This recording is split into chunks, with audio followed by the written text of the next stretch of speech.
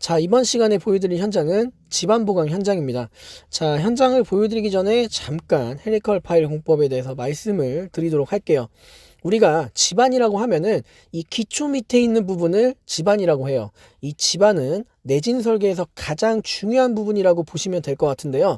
우리가 지진이 왔을 때 건물이 실질적으로 진동과 가장 먼저 맞닥뜨리는 부분이 바로 이 집안이라고 보시면 될 것 같습니다. 따라서 이 집안이 연약하다면 쉽게 건물의 하중에 의해서 흔들림이 발생해서 침하 현상이 생기거나 건물이 붕괴되는 현상이 생길 것이고요.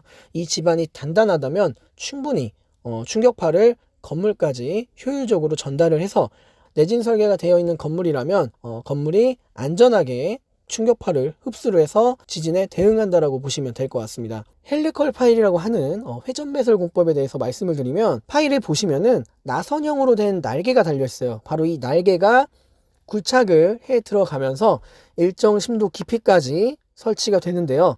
이 헬리컬 파일 같은 경우에는 나선형 회전 운동을 해서 주변 마찰과 선단부를 지지함으로써 압축과 인장력에 강한 지지력을 최대한 확보하는 그런 공법이라고 보시면 될 것 같고요. 이 헬리컬 파일이 집안 보강에서는 압도적으로 사용되는 보강 공법이라고 보시면 될 것 같아요. 시공도 굉장히 빠르고 소음과 분진이 적기 때문에 도심지에서는 민원 발생 소지를 최소화시킬 수 있는 공법이기 때문에 가장 많이 시공이 된다라고 보시면 될 것 같습니다. 지금 보고 계신 현장이 성산동에 위치한 현장인데, 신축 건물, 즉 20층 정도의 건물을 신축하기 위해서 부족한 진해력을 헬리컬 파일 시공을 통해서 보강한다라고 보시면 될 것 같습니다.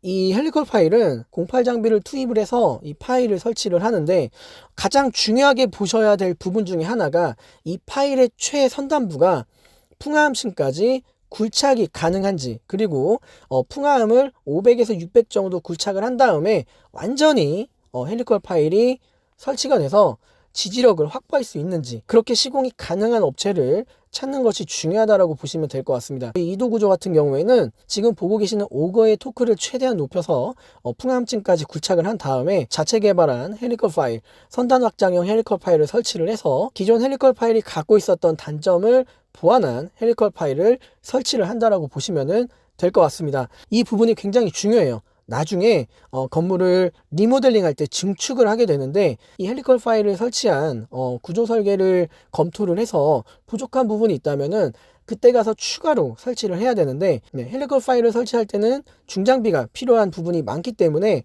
나중에 증축할 때는 이 헬리컬 파일을 설치를 못할 수도 있습니다. 부족한 진해력이 있다면은 증축이 불가능할 수도 있기 때문에 이 부분은 반드시 구조 설계를 하는 구조기술사 협의를 해서 결정하는 것이 중요하다라고 말씀을 드릴 수 있겠습니다.